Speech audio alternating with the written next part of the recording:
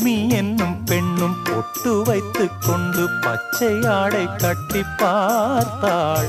கோடை பெண்ணாணம் கொண்டு ஏன் வளைந்து போகிறாள்?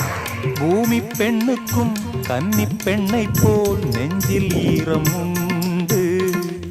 துள்ளி துள்ளி போகும் பெண்ணே சொல்லிக் கொண்டு போனால் என்ன?